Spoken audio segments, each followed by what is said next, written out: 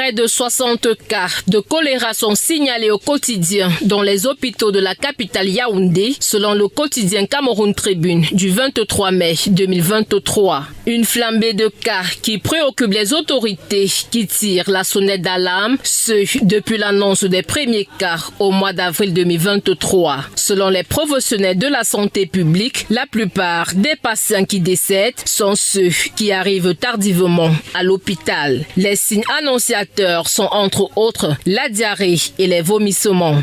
Comme symptôme, une personne atteinte du choléra aura sans doute des nausées, des diarrhées aqueuses abondantes, sans douleur. Cela voudrait dire qu'une personne qui a les symptômes du choléra, on peut avoir les selles sous forme rhizoliforme, on peut avoir des vomissements.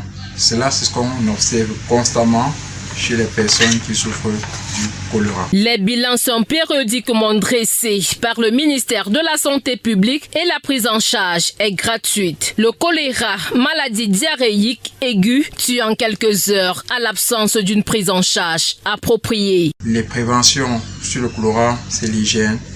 Il faut laver les mains, il faut laver les fruits avant de manger. Il faut éviter d'être en contact avec les personnes qui sont atteintes du choléra. De façon générale, il faut respecter les règles d'hygiène pour éviter cela et écouter de façon magistrale les procès définis par le ministère de la Santé publique, définis par les hôpitaux à titre préventif et curatif contre cette pathologie.